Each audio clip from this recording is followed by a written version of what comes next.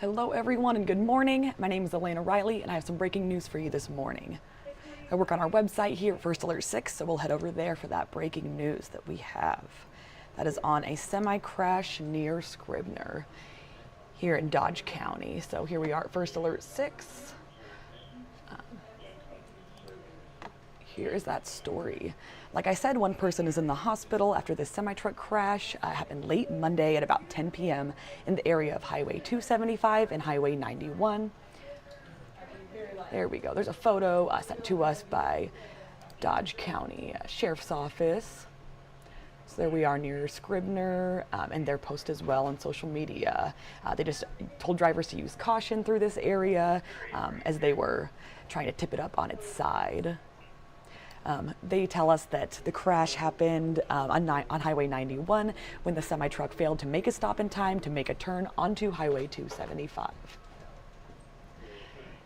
And then we're told the driver as well as 3 Chihuahuas thankfully were not seriously injured in the crash, but like I said, there was still that in the hospital with some injuries.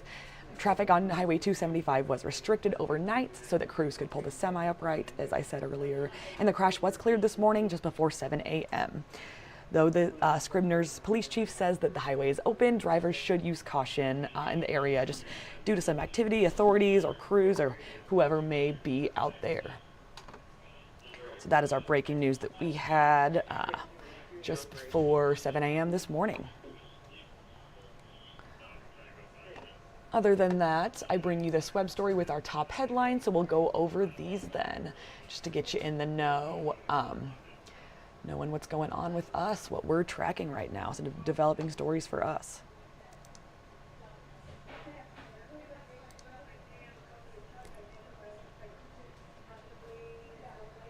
All right, so my next top headline for the day is that police have arrested one of the 7 people injured in Saturday's early morning shooting in North Omaha. So 31-year-old Maurice Brown is facing 7 counts of using a gun to commit a felony, 6 counts of second-degree assault, 1 count of first-degree assault, and 1 count of possession of a gun by a prohibited person. OPD says a shot spotter system led officers to Kelly's Liquor near 30th and Pinckney Streets just after 4:30 a.m. on Saturday. Officers say there was a large crowd in the parking lot when an argument started and the shooting happened.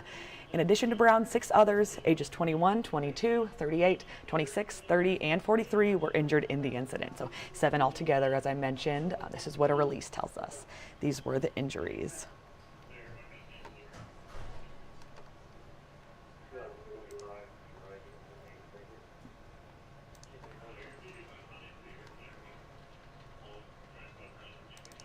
My next headline, here we are, is that police have identified the person killed in a shooting that injured 2 others in North Omaha early Monday, so early yesterday. Omaha police officers were called to the shooting near 24th and Patrick Streets shortly after midnight on Monday. And one of the victims, identified as 22-year-old Chase McCowan, was pronounced dead at the hospital, is what we're told, and that the other 2 victims remain in stable condition.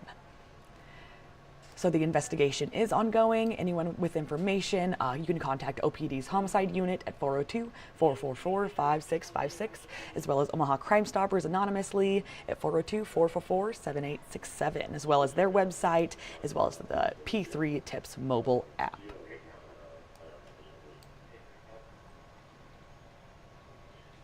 My next headline for the day is that, here we are.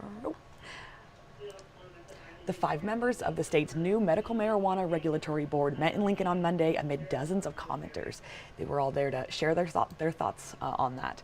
Attendees had questions on the temporary emergency regulations set by the commission in June. The Nebraska Medical Cannabis Commission is the full name there.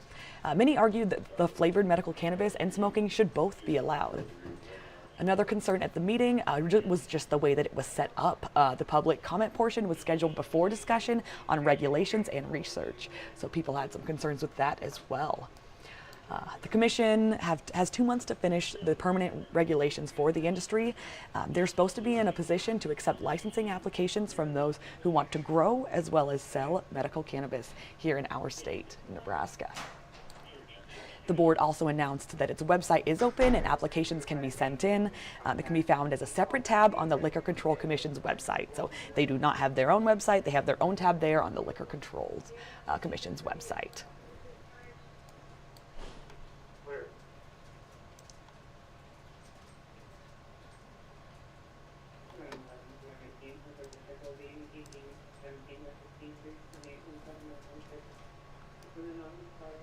My next headline for this morning is that after posting bond, a woman detained in an ICE raid here at Glen Valley Foods in Omaha is fighting to be released from jail.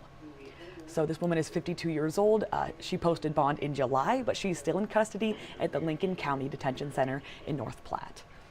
And according to a 20-page petition, the woman fled to Mexico in 1999 with her children. She relocated to the United States.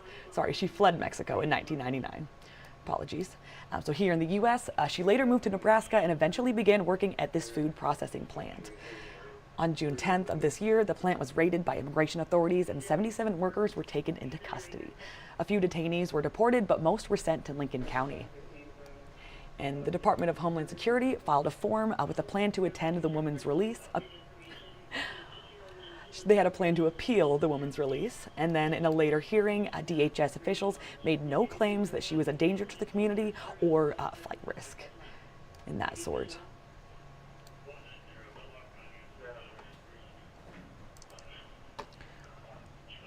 Moving on. There was a packed auditorium in Lincoln on Monday, last night, for U.S. Congressman Mike Flood's third Nebraska Town Hall of the year. So in Flood's first town hall in the capital city, there's that tidbit as well.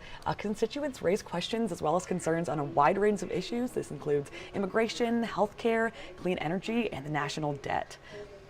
Our first Alert 6's Andrew Pfeiffer. He was there yesterday. He reports the town hall continued the trend of emotionally charged forums that we have seen in his previous stops across the state. And Flood was met with both boos and cheers as he answered questions yesterday. So Flood is expected to visit several other Nebraska communities this week. This includes stops in Ashland, Louisville, Manly, and Osceola. And Flood was recently named the new chair of the Main Street Caucus in Washington.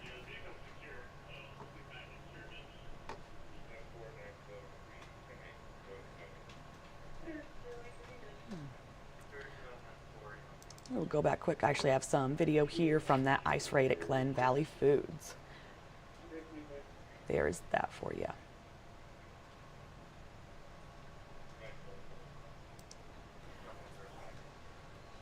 All right, the last headline I have for you this morning is that across the country, communities will take part in the National Night Out on Tuesday evening, including here in the Metro.